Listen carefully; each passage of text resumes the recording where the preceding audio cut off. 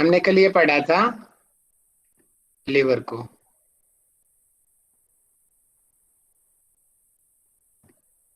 अगर network issue हो जाए तो मुझे कॉल कर देना। एक दो पर्सन जो हमारे विशेष हैं वो ध्यान रखें जी सर।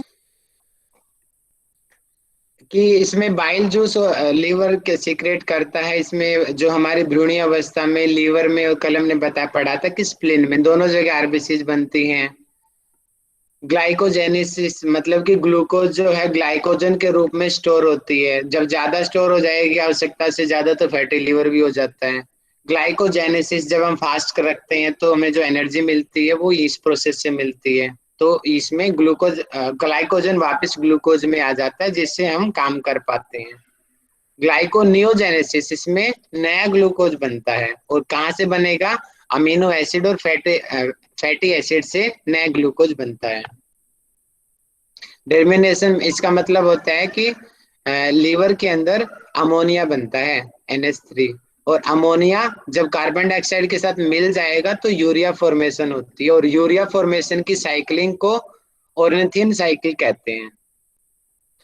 हिपेरिन हिपेरिन का काम होता है, जब तक हिपेरिन हमारे ब्लड में एक्टिव रहता है तब तक ब्लड क्लॉट नहीं होता। जब हमें चोट लगती है तो हिपेरिन एकदम से इनएक्टिव हो जाता है, और इसके इनएक्टिव होते ही तुरंत ब्लड की क्लॉटिंग शुरू हो जाती है। अगर हमारे शरीर के अंदर अगर ये इनएक्टिव हो जाए तो हमारी खून के अंदर, नसों के अंदर खून वहीं रुक जाएगा, जिसको हम सामान्य रूप से पैरालाइज कहते हैं। विटामिन ए का संश्लेषण भी लीवर में होता है। हम सामान्य जानते हैं कि गाजर में विटामिन ए होता है, जबकि ऐसा नहीं होता। उनके अंदर बीटा कैरोटीन पाया जाता है। कैरेट, तभी तो उसको कैरेट बोलते हैं गाजर को। उसके अंदर बीटा कैरोटीन होता है, लेकिन जब हम बीटा कैरोटीन गाजर के थ्रू खाते हैं तो लीवर में जाके वो विटामिन ए में बदल जाता है। तो विटामिन ए गाजर में नहीं होता है, मूल रूप से लीवर बनाता है। बीटा कैरोटीन से ही विटामिन ए बनता है। और लीवर स्टोरेज का वर्क करता है इसमें। जो ये फैट सोल्यूबल विटामिन है ADE के, और B12 ये वाटर सोल्यूबल विटामिन है, इसका स्टोर रखता है ये। डिटॉक्सिफिकेशन मतलब कि शुद्धि क्रिया, कि जहर को दूर करना, कि जो भी चीज विषैली हम लेंगे तो उनको दूर करने का काम लीवर करता है। जैसे कि जब जब ज्यादा बहुत ज्यादा जहर आ जाएगा तो सबसे पहले लीवर खराब होता है, उसके बाद में और चीजें खराब होती है। इसके अंदर प्रोथ्रोम्बिन और फाइब्रोनोजिन, ये जो दो प्रोटीन्स होते हैं जो ब्लड क्लोटिंग में रोल करते हैं। इनकी वजह से फिर ये डेड सेल्स होती है, उनसे गुच्छे बना करके क्लोटिंग होती है। तो याद कर लेंगे, ब्लड क्लोटिंग के दो प्रोटीन होते हैं, फाइब्रोनोजिन और प्रोथ्रोम्बिन। मिनरल्स इसमें स्टोर रहते हैं, जैसे कि आयरन, जिंक, कोबाल्ट, कॉपर, ये लिवर में स्टोर रहते हैं। और फैट को भी ये स्टोर रखता है, कि एक्स्ट्रा फैट को। फैगोसाइटिस मतलब कि भक्षाणु का काम तभी तो प्यूरिफिकेशन करेगा जब इसके अंदर, और सेल के अंदर वर्क लाइसोसोम होती है एक तरीके से इसके अंदर, वो वाली जो सेल्स ज्यादा पाई जाती हैं, जिससे फैगोसाइटिस का वर्क करता है। बाइल जूस बनाता है, एल्बुमिन प्रोटीन का निर्माण होता है, और लिम्फ यानी कि जो हमारे इम्यूनिटी को बढ़ाते हैं उस वो भी यहाँ पे निर्माण होते हैं। तो आज हम अब बाइल जूस पे कल आए हुए थे, यहाँ पे रुक गया था, आज हम इसको पढ़ते हैं। बाइल जूस, अभी हमने पढ़ा कि बाइल जूस कहाँ पे बना? लीवर में, लीवर ने बनाया। और ऐसा समझो कि जैसे कबाड़ी वाला होता है ना, कबाड़ी वाला कि कबाड़ में से भी कुछ नया चीज बना देता है। कई अक्सर घर में आप लोग भी करते हो, जैसे कि बोतल्स खराब हो जाती है, कई चीज खराब हो जाती है, उनमें भी जोड़ तोड़ करके क्या क्या बना देते हो ना, काम की चीज यूजफुल। ठीक ऐसा ही चीज हमारी बॉडी में लीवर करता है, कि जो सेल्स बेकार हो चुकी हैं, उनका कोई काम नहीं है, वो शरीर के लिए हानिकारक है, उनको भी यूज करा देती है वो लिवर। तो ऐसा ही जैसे कि कोई सेल्स डैमेज होने वाली है, डेथ हो चुकी है, उनका क्या करेगा ये? उसका बाइल जूस बना देगा ये। इसके अंदर हिपैटिक सेल होती है, उसके अंदर लंबा प्रोसेस होता है वो बनाने का। तो आप सिर्फ इतना जान लीजिए कि हिपैटिक सेल्स जो होती है वो शरीर की जो अन्य वेस्टेज जो सेल्स होती है उन उनको उस कूड़े को भी कुछ यूजफुल मटेरियल बना दिया गया है, जिसको हम बाइल बोलते हैं। और ये बाइल हमारे डाइजेशन में हेल्पफुल है। इसकी लीवर में बनता है, और लीवर की सेल को हिपैटिक सेल्स या हेपोसाइटिस बोलते हैं। और लीवर कहाँ पे स्टोर होता है? गोल ब्लैडर में। ये जो ग्रीन कलर का स्ट्रक्चर देख रहा है आपको, ये लटका हुआ, इसको गोल ब्लैडर कहते हैं। और ये लीवर है। लीवर के दो पार्ट है, एक ऊपर वाला लेफ्ट और नीचे वाला राइट। लीवर की सेल का नाम हिपैटिक सेल है। इसीलिए जो लीवर से जो डक्ट निकल के आई, यानी जो नली निकली, उसको बोलते हैं, लेफ्ट से आई तो लेफ्ट हिपैटिक डक्ट, राइट से आई तो राइट हिपैटिक डक्ट। अब दोनों आके मिल गई तो बोलेंगे कॉमन हिपैटिक डक्ट। समझ रहे हो? पहले तो simple left hepatic duct, right hepatic, मिल गई कॉमन हिपैटिक डक्ट। और ये जो है यहां से अब इसमें जाके स्टोर होएगा। इसको बोलते हैं सिस्टिक डक्ट, जो गोल ब्लैडर से निकली हुई है, जो डक्ट जो जुड़ी हुई है। और गोल ब्लैडर में जो बाइल जूस होता है पित्त रस जमा होता है, सेविंग अकाउंट की तरह। अब ये जो सिस्टिक डक्ट और कॉमन हिपैटिक डक्ट जब यहाँ पे मिलती है, ये वाली जो पोजीशन है, इसको बोलते हैं common bile duct. Common bile duct. यहाँ पे अक्सर स्टोन फंसती है। अभी मैंने बताया भी था, मेरी मम्मी को भी यहीं पे दिक्कत हुई थी कि यहाँ से स्टोन आई और यहाँ पे आके रुक गई, और फिर स्टंट डालना पड़ा वहां पे। तो यहाँ पर भी स्टोन रुक जाती है कई बार। एक दिन में 500 से 600 मिलीलीटर बाइल जूस बनता है। और इसका जो पीएच होता है वो 7.8 टू 8.6। कि 7 से ऊपर हमने पढ़ा है कि साइंस में 7 से ऊपर जितना भी पीएच होता है वो कड़वा होता है, क्षारीय होता है, यानी कि एल्केलाइन मीडियम का होता है। और 7 से जो नीचे का होता है उसको अम्लीय बोलते हैं, एसिडिक मीडियम का। तो 7.8 टू 8.6 है तो मतलब कि एल्केलाइन है। और इनका काम ही ये होता है कि ये फूड को, क्योंकि खाना पेट में भी आया हुआ, पेट में HCl है, और वो क्या है कि वो तो हाईली एसिडिक है, तो खाना हमारा सारा एसिड बन चुका है, अंदर पूरा एसिड ही एसिड हो गया, वो ड्यूडेनम में आ गया। अब वो पूरा वो एसिड अगर हमारे इंटेस्टाइन में आ जाए तो इंटेस्टाइन तो ऐसी जल जाएगी। तो इसीलिए ये जूसेज होते हैं, ताकि उसके मीडियम को चेंज किया जा सके। वो जो एसिडिक मीडियम था, ये एल्केलाइन मीडियम मिलता है, उसके मीडियम में परिवर्तन हो जाता है, उसको न्यूट्रल कर देते हैं एक तरीके से। आप ये ध्यान रखना, बाइल जूस के अंदर कोई एंजाइम नहीं होता, लेकिन फिर भी डाइजेशन में ये रोल करता है।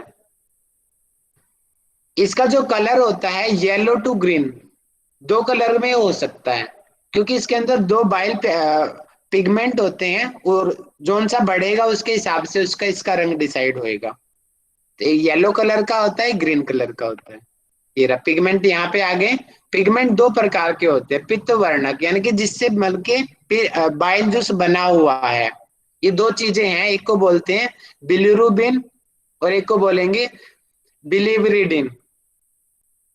जो बिलिरुबिन होता है वो येलो कलर का होता है, और जो बिलिवरिडिन होता है वो ग्रीन कलर का होता है। आपने ब्लड टेस्ट करवाया होगा ना, उसमें आता है ना, जब हम यूरिया टेस्ट करते हैं, कि उसमें कितना बिलिरुबिन है, कितना बिलिरुबिडिन है, ये चीजें उसमें टेस्ट में आती है, ब्लड टेस्ट में, यूरिन टेस्ट में भी आएंगी। तो येलो कलर, जब ये बिलिरुबिन ज्यादा बढ़ जाएगा तो जॉइंडिस हो जाएगा, पीलिया रोग जिसको हम बोलते हैं, आंखें, हमारे नाखून पीले हो जाएंगे, स्किन पीली हो जाएगी, आम है ये रोग तो। और बिलिवरिडीन ग्रीन, यानी कि जोन सा कलर जो बढ़ेगा उसके आधार पे ही इसका कलर डिसाइड होगा, ये किस कलर की बनेगी। अब आगे क्या है, इसके अंदर सॉल्ट्स होते हैं। सॉल्ट्स यानी कि लवण, कि सोडियम ग्लाइको चॉकलेट, ग्लाइकोकोलेट, और सोडियम ट्रिकोलेट। तो आप याद कर लेंगे, नाम इतने ज्यादा शायद आते भी नहीं हमारे पेपर में ये। और इनका काम क्या होता है? इनका काम होता है इमल्सिफिकेशन ऑफ फैट, मतलब कि वसा की पाइसीकरण। इसका मतलब कि मान लेते हैं कि मैं एक डायग्राम बना के समझाता हूं आपको। मान लेते हैं हमने घी खाया, ठीक है, कोई फैटी चीज खाई है, इस आकार की थी, मान लेते हैं कि इसका आकार ये 5 है। अब ये क्या करेगा, बाइल जूस, अब ये बाइल जूस इस पे आएगा, तो इसको मान लेते हैं छोटे छोटे 5 भागों में इसने बांट दिया, इसको तोड़ दिया। इसको बोलते हैं इमल्सिफिकेशन ऑफ फैट, कि वसा की बड़ी बूंद को छोटी बूंदों में डिवाइड कर दिया। अब बड़ी चीज तो खाई नहीं जा, डाइजेस्ट नहीं हो सकती ना, एब्जॉर्ब नहीं हो सकती। अब ये छोटी छोटी चीजें एब्जॉर्ब हो सकती हैं, जैसे कि मम्मी करती है ना छोटे बच्चे को खाना खिलाने के लिए, टुकड़े को छोटे छोटे भागों में डिवाइड कर देती है, तो वो बाइल का काम कर रही है वहां पे। तो इसी प्रकार ये हमारे शरीर के अंदर जो खाने को नहीं, मेनली वसा को, फैट का मेनली इस पे वर्क होता है, इसको छोटे छोटे भागों में डिवाइड कर देती है। कौन, बाइल जो सोल्ट होता है। बाइल सोल्ट किस में होता है, बाइल जूस के अंदर होता है। बाइल जूस रिलीज इन ड्यूडेनम। कई बार पूछा जा सकता है कि बाइल जूस कहाँ जाएगा। या तो डक्ट का नाम आएगा कि पहले ये डक्ट है, ये डक्ट है, फिर हिपैटोपेनक्रियाटिक डक्ट है, उसके बाद कहाँ जाएगा ये, डिओडिनम में। ये पहला जो अंग है हमारी स्मॉल इंटेस्टाइन का, इसमें जाएगा। अब फूड को ड्यूडेनम में एल्केलाइन, क्योंकि ऊपर से, ऊपर पेट था, पेट में HCl था, वो HCl नीचे आया, ड्यूडेनम में मिला, ये रहा पेट। अब यहाँ से आया ये, अगर ये इसका मीडियम नहीं बदला गया तो अंदर जाकर के इंटेस्टाइन को जला देगा ये। तो यहीं पे बीच में ये जूस मिल जाता है। और भी कुछ ग्लैंड्स होती हैं ड्यूडेनम में जो म्यूकस रिलीज करती हैं, जो एल्कलाइन मीडियम का होता है। तो वो क्या करेगा, जो खाना हमारा एसिडिक हुआ था वापस न्यूट्रल हो जाता है। और ये पूछा जा सकता है कि ऐसा कौन सा जूस है कि जो ट्रू नहीं है। ट्रू का मतलब कि वो कोई एक्चुअल नहीं है, क्योंकि इसका काम कोई डाइजेशन में तो नहीं हुआ ना, कोई एब्जॉर्प्शन तो कुछ हुआ नहीं इसका। इसने तो सिर्फ इसको डिवाइड किया है, इसके अलावा तो इसने और कोई काम नहीं किया।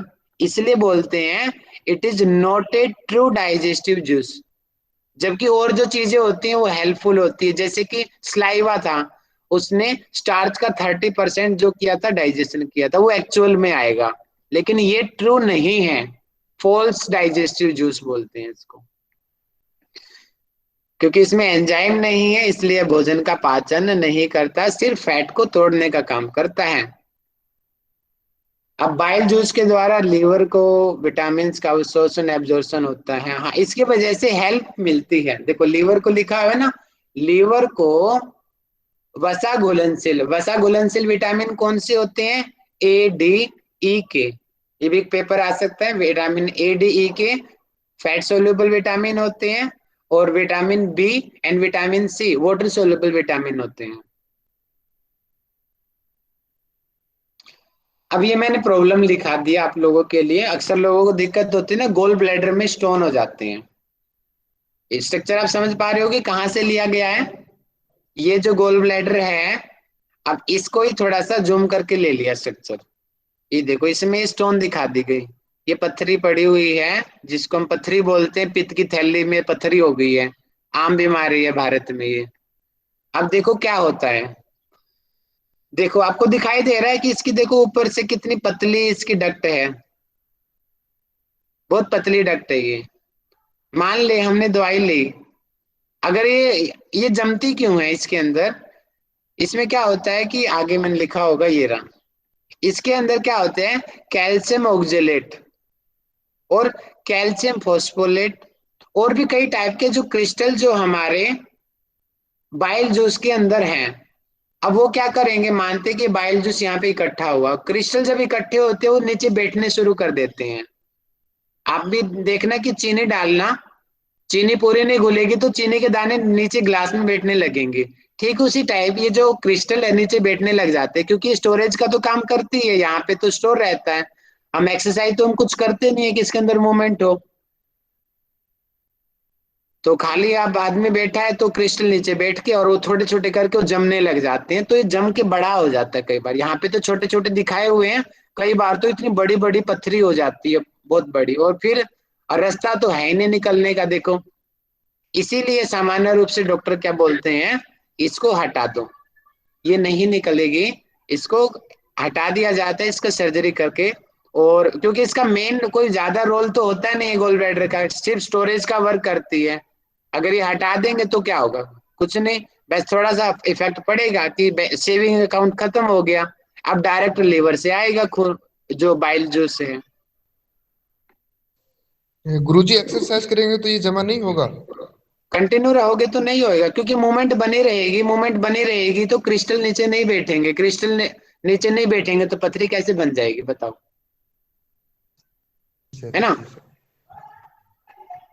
आप गिलास को हिलाते रहोगे अंदर से चम्मच से, तो चीनी कैसे नीचे बैठ जाएगी, उसकी हिम्मत हो बैठ जाएगी चीनी की। ग्लास को खाली छोड़ दो बैठ जाएगी नीचे। ठीक ऐसा ही है, बिना एक्सरसाइज के या बिना बॉडी मूवमेंट के क्रिस्टल से नीचे बैठने लग जाते हैं। या फिर जब हम खाने में बहुत सारी चीजें इस टाइप की खाएं जिसमें बहुत ज्यादा कैल्शियम हो, या फिर जैसे बीज वाली चीजें जो होती हैं, वो चीजें जब ज्यादा खाई जाती हैं तब भी इस तरीके की संभावना होती है। और ज्यादातर तो ये हेरिडेटरी होती है कि पिता को थी, मम्मी को है, बेटे को भी है, आगे पूरी फैमिली में चली आ रही है। मैं अपनी फैमिली की बात करूं तो सिर्फ मैं बचा हुआ हूं अभी तक, बाकी सबको हो चुकी है स्टोन। अब मेरे अंदर भी क्या पता बनी हो या पता नहीं सामने नहीं आ रही है, हो पता है, कुछ नहीं कह सकते, लेकिन मेरे पूरे परिवार में है ये। मम्मी को, दादा को, चाचा को, बुआ को, सबको, सिर्फ मैं अकेला बाकी हूँ। ये पूरी फैमिली में ऐसे होती है ये, और इंडिया के अंदर 70-80% ये बीमारी कॉमन है स्टोन की। तो ये हो आप गया योगा जो करते हैं जॉइंट। इसलिए नहीं है आपको? क्या जी? आप बॉडी मूवमेंट करते हैं ना, योगा करते हैं इसलिए नहीं है आपको? हाँ, अब अंदर का किसको पता जी, अब क्या बताओ कब सामने आ जाए। अच्छी बात है, ना हुए तो मैं तो खुशी हूँ उसमें, ना आ जाए मुझे भी फ्यूचर में। ठीक है, तो आगे बढ़ते हैं, कोई जरूरी नहीं है। अब हम पढ़ते हैं डाइजेशन इन स्मॉल इंटेस्टाइन, कि छोटी आंत में कैसे पाचन होता है। छोटी आंत का स्ट्रक्चर आपको दिख रहा है कि डोडिनम ये है, जेजुनम है, इलियम है। यहाँ से आने की संभावना कम है, लेकिन ये मैंने आपको अपनी तरफ से ऐड कर दिया। जैसे मैंने लीवर को डिफाइन किया, इसलिए मैंने हल्का सा कोशिश करूंगा कि पेनक्रियाज भी आप समझ जाओ कि पेनक्रियाज होती क्या है। जैसे कि इसमें आपने देख रहे हो कि ये तो स्टमक है, ये इंटेस्टाइन है, ये लार्ज इंटेस्टाइन, इसके पीछे यहाँ पे ये करेले की तरह स्ट्रक्चर होता है इसका। करेला जब भी बोलते हैं करेले की तरह, करेला खाना चाहिए शुगर में, करेले की तरह स्ट्रक्चर है, ये रहा दिख रहा है आपको। ये है पेनक्रियाज, यानी कि हिंदी में कहते हैं अग्नाशय, अग्नाशय इसको। अब इस डायग्राम में तो 5 सेल दी हैं, लेकिन मैंने बुक में पढ़ी है कि 4 ही हैं। हो सकता है कि बुक में थोड़ी दिया हो, इसमें ज्यादा दिया हो, तो मैं 4 ही पढ़ाऊंगा आपको, यही हमारे सिलेबस में है। कि इसके अंदर इसकी लेंथ तो 12 से 15 सेंटीमीटर की होती है, और इसको मिक्स्ड ग्लैंड बोलते हैं। क्वेश्चन कई बार बनता है कि मिक्स्ड ग्लैंड कौन सी होती है, लीवर है, पेनक्रियाज है, पिट्यूटरी है, कौन सी ग्लैंड है, कि पेनक्रियाज है मिक्स ग्लैंड। और सबसे बड़ी ग्लैंड कौन सी है, लीवर, लीवर सबसे बड़ी ग्लैंड है। मिक्स्ड क्यों है, लीवर को एक्सोक्राइन ग्लैंड बोलते हैं, सिलेवरी ग्लैंड्स को एक्सोक्राइन बोलते हैं, जबकि थाइमस है, पिट्यूटरी है, हाइपोथैलेमस है, उनको एंडोक्राइन ग्लैंड हम कहते हैं। थायराइड ग्लैंड है उसको भी एंडोक्राइन बोलते हैं। लेकिन पेनक्रियाज दोनों का वर्क करती है, दोनों का। क्यों? क्योंकि इसके अंदर एक्सोक्राइन का भी काम होता है और एंडोक्राइन का भी। अब एंडोक्राइन क्यों होती है, जो डायरेक्ट, मैं फोटो समझाता हूं आपको बना के। मानते हैं कि ये ग्लैंड है, जो डायरेक्ट ही ये इससे हार्मोन निकला, और यहाँ पे ब्लड वेसल्स हैं, ये खून की नलियां हैं, और डायरेक्ट ही उस हार्मोन को उस नली में डाल दिया, उसको हम कहेंगे एंडोक्राइन। अब मानते हैं कि ग्लैंड तो यहाँ पे और खून की नलियां यहाँ पे, और बीच में नली है, इस नली के थ्रू होके वो हार्मोन आएगा। जो ऐसा बीच में जो नली होती है उसको बोलते हैं एक्सोक्राइन ग्लैंड। लीवर में हमने अभी पढ़ा था ना, डक्ट आई हुई है, तो लीवर को एक्सोक्राइन बोलते हैं। पिट्यूटरी का स्ट्रक्चर देखना, पिट्यूटरी डायरेक्ट खून में मिलाती है, थायराइड डायरेक्ट खून में मिलाती है, हाइपोथैलेमस डायरेक्ट खून में मिलाती है। तो इसलिए उनको हम एंडोक्राइन ग्लैंड कहते हैं। और ये सलेवरी, लीवर, पेनक्रियाज, ये एक्सोक्राइन ग्लैंड है। ये कंसेप्ट क्लियर हुआ होगा आपका। आगे हम बढ़ते हैं। और हिंदी में एंडोक्राइन को बोलते हैं अंतःस्रावी ग्रंथियां, ग्रंथि, अंतःस्रावी ग्रंथि। और एक्सोक्राइन को हिंदी में कहते हैं बहिस्रावी ग्रंथि, बहिस्रावी ग्रंथि। अब हम पढ़ रहे हैं पेनक्रियाज। पेनक्रियाज में मुख्य रूप से 4 सेल होती हैं: alpha cell, beta cell, delta cell और F cell. Alpha cell, beta cell, delta cells और एफ सेल्स। अब इनका काम क्या होता है कि अल्फा सेल जो होती है ना, देखो यहाँ पे दिखा रखा है, ये रहा अल्फा सेल, रेड कलर की है, ये रहा जो रेड कलर की जो स्ट्रक्चर दिख रहा है ना, ये अल्फा सेल है। गिन लो कितनी है, 1 2 3 4 5 6 7 8 9 10 11 12, 12 दी हुई है लगभग यहाँ पे। ये अल्फा सेल है। ग्रीन कलर की जो दिखा रखी है बीटा सेल है, ये रही, ये इसके अंदर पाई जाती है, इसके अंदर। ये ऑरेंज कलर में डेल्टा सेल दिखाई हुई है, ये रही डेल्टा सेल। ये भी ब्लू कलर में ये एपीसीएल, पता नहीं कौन सी है, पीपी सेल, लेकिन हमें ये पढ़ना है अभी, बीटा सेल, डेल्टा और एफ सेल। तो समझ पा रही हो कहाँ की मैं पढ़ा रहा हूँ, इसके अंदर की सेल्स होती हैं ये। अब पढ़ते हैं आगे कि अल्फा सेल से ग्लूकागोन हार्मोन बनता है। क्वेश्चन सीधा बनता है कि ग्लूकागोन हार्मोन किस सेल से बनता है और कहाँ बनता है। अल्फा सेल में बनता है और पेनक्रियाज में बनता है। और इसका काम क्या होता है, ग्लाइकोजेनेसिस। अब जल्दी से मुझे माइक खोल के बताओ, ग्लाइकोजेनेसिस अभी मैंने लीवर में पढ़ाया था, क्या होता है बताओ। सर फैट होता है ना, वो एक्स्ट्रा फैट ग्लूकोज का होता है, वो ग्लूकोजन में फैट जमा सर होता है बॉडी में। कोई और बताइए। सर ग्लाइकोजन ग्लूकोज में कन्वर्ट होता है। ये है ग्लूकोज। आंसर। राजेश जी आपने ये बता दिया, वो ये होता है ग्लाइकोजेनेसिस। और मैंने पूछा था ऊपर वाला, ठीक है। नियो जहां पे शब्द आ गया ना, नियो, समझ जाना कि ग्लूकोज बनना है, ध्यान रखना है इसको। और जहां पे ओ नहीं है, वो ई है सीधा, वो सिंपल है, ठीक है। तो यहाँ पे क्या करती है कि लीवर ने ग्लाइकोजन, ग्लूकोज को ग्लाइकोजन के रूप में स्टोर किया, ये उसकी हेल्प करता है स्टोरेज में। ना ना उल्टा बता दिया मैंने, ये ग्लाइकोजन को ग्लूकोज में चेंज करता है ना, लिखा हुआ है ना नियोजेनेसिस लाइसिस, कि ग्लाइकोजन के रूप में जो ग्लूकोज स्टोर था वो बाहर आएगा। इसका मतलब शुगर लेवल बढ़ेगा। ये वाला हार्मोन जब बढ़ेगा बॉडी में तो शुगर लेवल बढ़ जाएगा। और इंसुलिन हमने पढ़ाई है नॉर्मली आम लाइफ में, इंसुलिन बढ़ेगा तो शुगर लेवल अपने आप कम हो जाएगा। अर्थात इसमें ग्लाइकोजेनेसिस का काम होता है कि ये उस शुगर को वापस स्टोर कर देगी ग्लाइकोजन के रूप में। तो ग्लूकागोन जब हार्मोन बढ़ेगा तो शुगर लेवल बढ़ जाएगा, और इंसुलिन हार्मोन जब बढ़ेगा तो शुगर लेवल कम हो जाएगा। उसके पीछे की मैकेनिज्म क्या है आपको समझ आई होगी। अब डेल्टा सेल क्या होती है, डेल्टा सेल रिलीज करती है सोमैटोस्टिन हार्मोन को। ये जो हार्मोन है इसका काम होता है इन दोनों को कंट्रोल करता है, ये कि कितना ग्लूकागोन निकलना है, कितना इंसुलिन निकलता है, इन दोनों को कंट्रोल करने का काम करती है ये वाली सेल। और ये किससे निकलती है, डेल्टा सेल से निकलती है। डेल्टा सेल कहाँ पे होती है, पेनक्रियाज सेल में होती है। एफ सेल्स होती है, इसको बोलते हैं पेनक्रियाज पॉलीपेप्टाइड। लेकिन इसके जो कार्य हैं अभी तक साइंटिस्ट ठीक तरीके से पता नहीं लगा पाए हैं एक्चुअल में इसका कार्य क्या है। तो इसके ये क्वेश्चन आएगा भी नहीं हमारे पेपर में, सिर्फ एफ सेल आप ध्यान रखो। तो ये 3 हो गया, आगे बढ़ते हैं हम। स्मॉल इंटेस्टाइन की यानी कि लेयर से क्या होता है, पढ़ लेते हैं एक बार। मस्कुलर लेयर के द्वारा विभिन्न प्रकार की गति अर्थात मूवमेंट्स होती है अंदर, पेरिस्टाइटल मूवमेंट जो होती है ना, जिससे खाना आगे बढ़ता है, जो काइम है वो आगे बढ़ता है।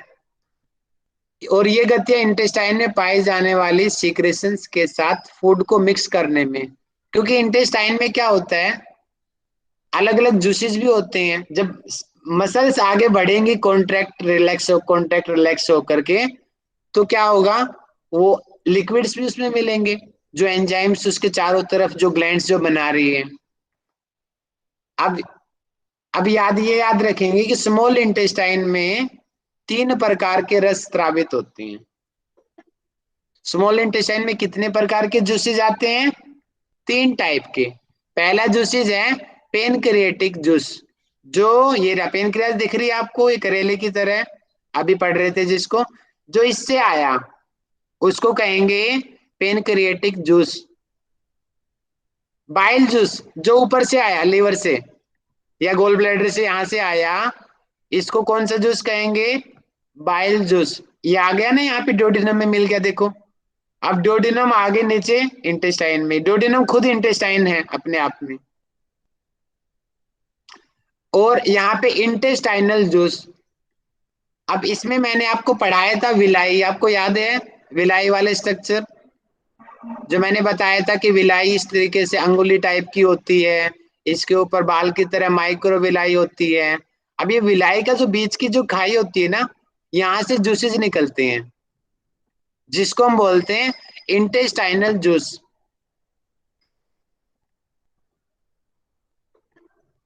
तो ये 3 प्रकार के जूसेस होते हैं इसमें।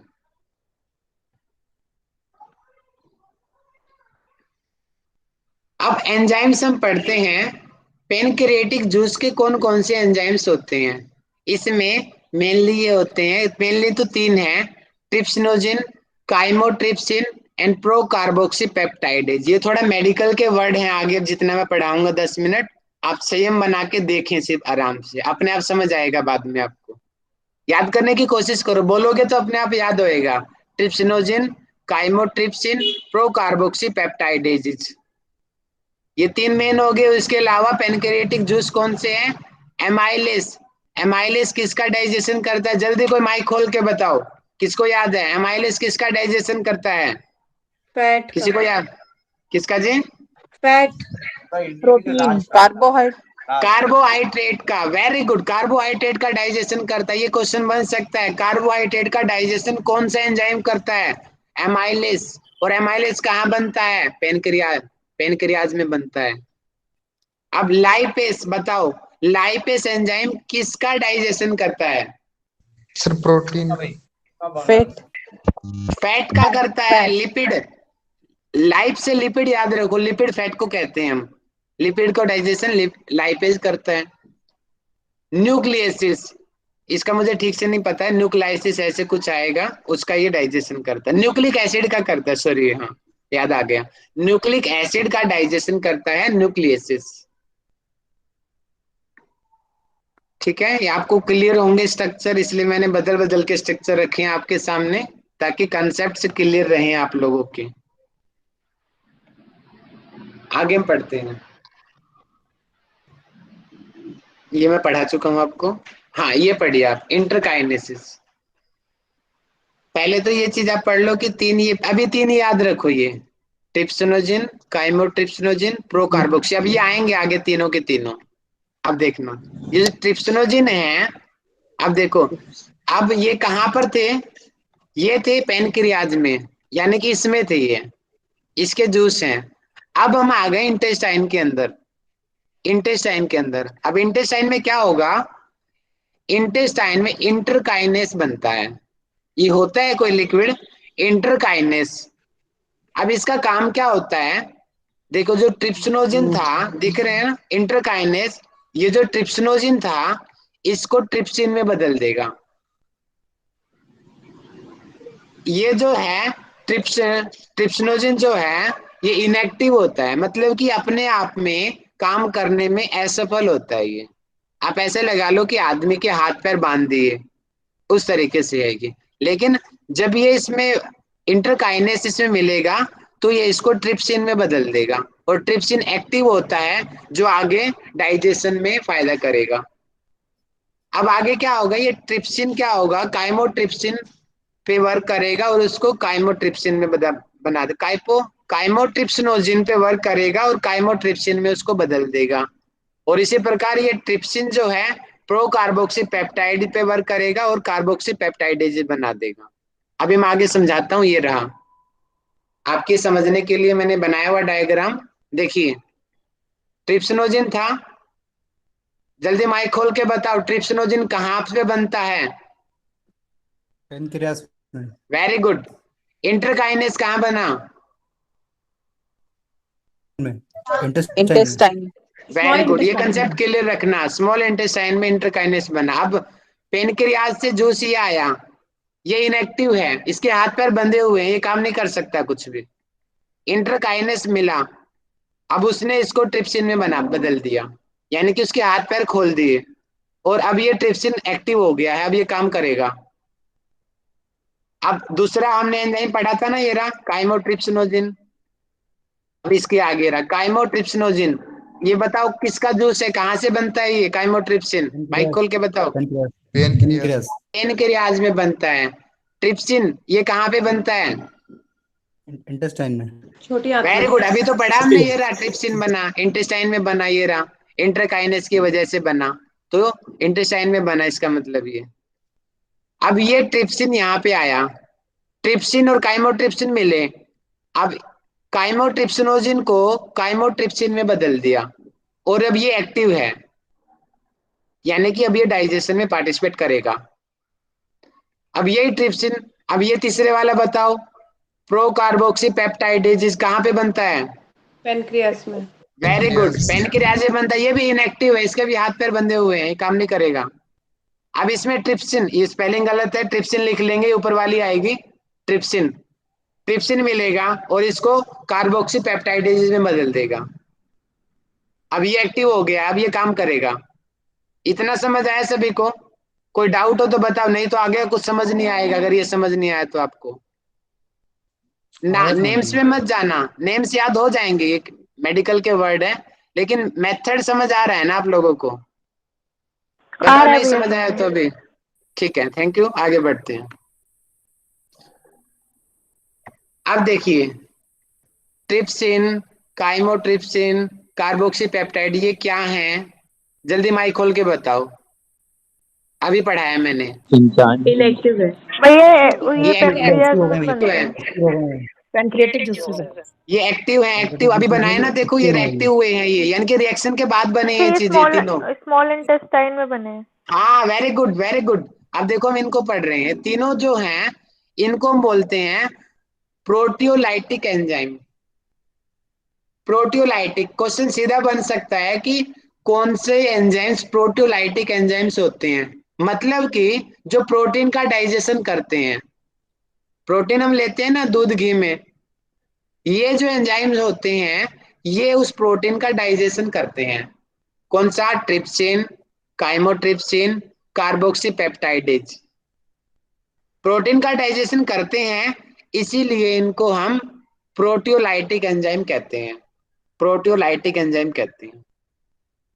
अब ये protein, peptones, proteoses, partially hydrolysed proteins, ये हम खाने में लेते हैं, खाना खाया हमने, ठीक है, खाने में गया, और खाने में गया तो अंदर जाके ये वर्क करेंगे अभी, यानी कि ये एंजाइम जो बने अभी इंटेस्टाइन में, यहाँ पे इनकी प्रेजेंस में ये जो चीजें हैं ये डाइपेप्टाइड्स में बदल जाएंगी। डाइपेप्टाइड्स में आप समझ लो कि सामान्य रूप से बता रहा हूं मैं, मान लेते हैं ये इनका स्ट्रक्चर है, तो ये छोटे छोटे में डिवाइड हो गया, इस तरीके से आप समझ लो कि इसको डाइजेस्टिव फॉर्म में बदल दिया, यानी कि इनका एब्जॉर्प्शन होना मुश्किल था, डिफिकल्ट था, इनका एब्जॉर्प्शन नहीं हो सकता, लेकिन अब इसका आगे रिएक्शंस होंगी, आगे अमीनो एसिड्स में बदलेंगे और फिर वो एब्जॉर्ब हो जाएगा हमारे हाथ में और फिर वो खून में मिल जाएगा। आगे बढ़ते हैं हम। अब हम आगे कार्बोहाइड्रेट का डाइजेशन। अभी मैंने आपसे पूछा था ना एमाइलेज किसका डाइजेशन करता है, देखो वो उसी का आंसर आ गया कि ये कार्बोहाइड्रेट का। स्टार्च आएगा, ये स्टार्च नहीं है, टाइपिंग मिस्टेक है, स्टार्च होगा ए, कि एमाइलेज किसका डाइजेशन करता है? कार्बोहाइड्रेट का। इसी को हम स्टार्च भी बोल देते हैं, इसी को हम पॉलीसैकेराइड भी कहते थे। पॉलीसैकेराइड, स्टार्च, कार्बोहाइड्रेट लगभग लगभग सारा एक ही है। एमाइलेज एंजाइम वर्क करेगा और इसको डाइसैकेराइड में कन्वर्ट कर देगा। वही थी कि ये बड़ा चीज थी और ये छोटी चीज हो गई, जिससे आगे जल्दी एब्जॉर्ब हो सकेगा। फैट में कौन सा एंजाइम वर्क करता है? लाइपेज, अभी पढ़ाया था लाइपेज। फैट है ये, ठीक है।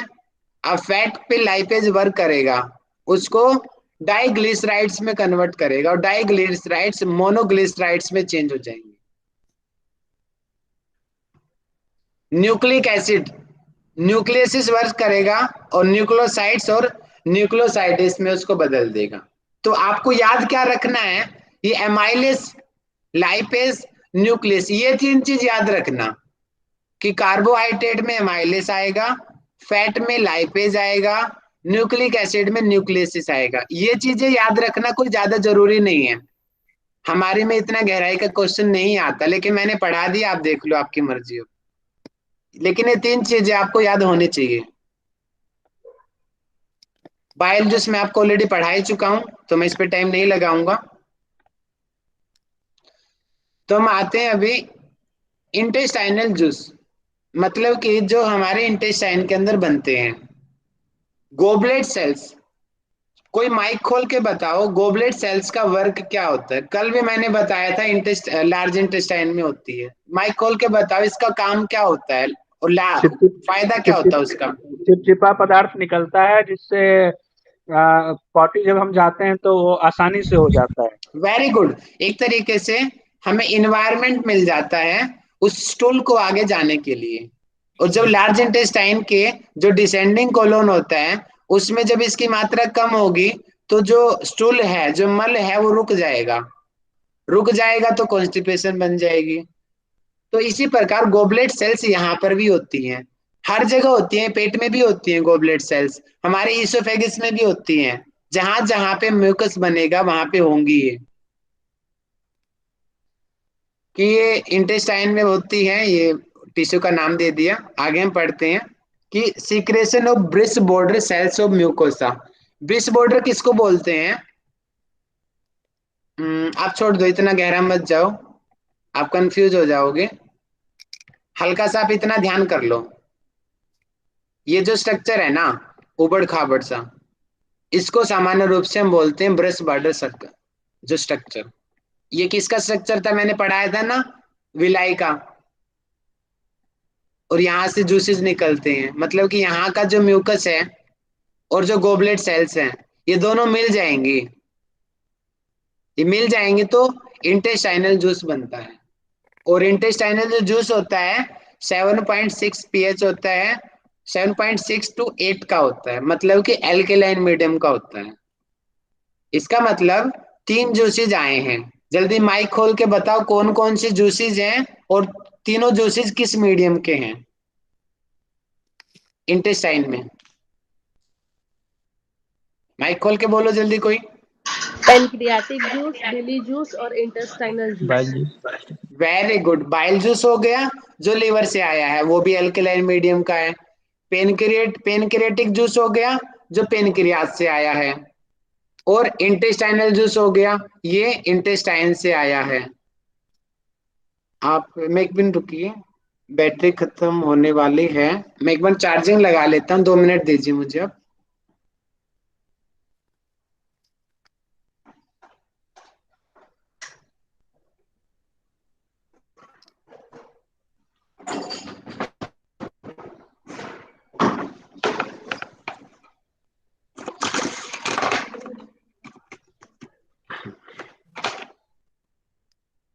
ठीक,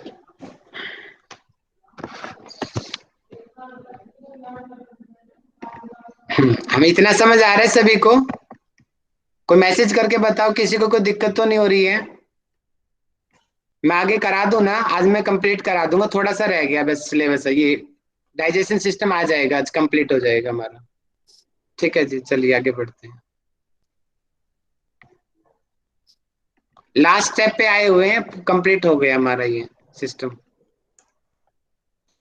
आप अभी याद रखेंगे कि इंटेस्टाइनल जूस में कौन कौन से एंजाइम होते हैं, बस खाली नाम याद कर लो, कोई ज्यादा वो नहीं है। Dipeptide, lipase, maltase, sucrase, lactase, nucleotidases, nucleosidases, ये एंजाइम्स जो हैं ये इंटेस्टाइनल जूस में होते हैं। अब इनका वर्क क्या है देखो। डाइपेप्टाइड्स, माइक खोल के बताओ डाइपेप्टाइड्स कहाँ बने थे? अभी पढ़ाया था मैंने। स्मॉल इंटेस्टाइन में किसके टूटने पे कन्वर्ट बने हुए थे थे, ये? कन्वर्ट हुए किसको? थे जितने भी वो निकले थे, जूस निकले थे पेनक्रियास से और उससे स्मॉल देखो ये, इंटेस्टाइन में ऐड वेरी होकर। गुड, ये देखो ये रहा, याद आया? ये रहा, देखो ये डाइपेप्टाइड, ये रहे, ये खाने में खाया, प्रोटीन पेप्टोन। प्रोटीओलैक्टिक एंजाइम बने और इन्होंने डाइपेप्टाइड से बदल दी। अब ये आगे का प्रोसेस है, यहाँ से जो आगे के एंजाइम्स कर रहे हैं, ये रहा। अब ये आगे का प्रोसेस है, ये रहा डाइपेप्टाइडेज। ये डाइपेप्टाइडेज कहाँ पे आया? ये रहा डाइपेप्टाइड, ये रहा, ये इंटेस्टाइनल जूस का है। तो ये इसको अमीनो एसिड से बदल देगा। और ये पेपर में आ सकता है कि and product of protein digestion, कि प्रोटीन का एंड प्रोडक्ट क्या है, स्मॉलेस्ट यूनिट क्या है, अमीनो एसिड। ये ए कैपिटल कर लेना, अमीनो एसिड है। कार्बोहाइड्रेट का क्या है, ग्लूकोज है, ग्लाइकोज कुछ, हाँ ग्लूकोज, ठीक है। 2 ग्लूकोज में कन्वर्ट होता है माल्टोस। देखो नाम से, नाम के साथ आएंगे, माल्टोस को माल्टेस, लैक्टोस को लैक्टेस, सुक्रोज को सुक्रेस, न्यूक्लियोटाइड्स को न्यूक्लियोटाइडेसिस, डाई एंड मोनोग्लिसराइड्स को, ये गलत है, यहाँ पे होना चाहिए था लैक्टोस होना चाहिए रहा, ये टाइपिंग मिस्टेक है, लैक्टोस आएगा यहाँ पे, ठीक है, लैक्टोस हो गई है। तो एंड प्रोडक्ट ऑफ प्रोटीन है amino acid, end product of carbohydrate glucose fructose maltose, ये होता है, ये फ्रक्टोस गैलेक्टोस ग्लूकोज, ये एंड प्रोडक्ट है। फैटी एसिड फैट का एंड प्रोडक्ट है, ये फैट का। याद रखेंगे कि मैक्सिमम डाइजेशन कहाँ होता है, इंटेस्टाइन के 3 पार्ट हैं, ड्यूोडेनम, जेजुनम और इलियम। ड्यूोडेनम सबसे पहले का भाग है, 0.25 मीटर का होता है, जो कि इसमें सबसे ज्यादा डाइजेशन होता है। और digested and substances are pass to large intestine, मतलब कि यहाँ से छोटी आंत से बड़ी आंत में उनको भेज दिया गया उस मल को। और बड़ी आंत में विशेष रूप से कोई डाइजेशन नहीं होता है, बड़ी आंत में सिर्फ एब्जॉर्प्शन होता है। और एब्जॉर्प्शन किस चीज का होता है, कल पढ़ाया था मैंने, पानी का एब्जॉर्प्शन होता है, विटामिन का एब्जॉर्प्शन होता है, और सॉल्ट्स का यानी लवण का एब्जॉर्प्शन, 3 चीजों का वहां पे एब्जॉर्प्शन होता है। यहाँ पे ये हमारी कंप्लीट हो गई, सभी को बहुत बहुत बधाई। आज देखो टाइम के चलते हम लोगों ने दोनों पूरी कर लिया आज।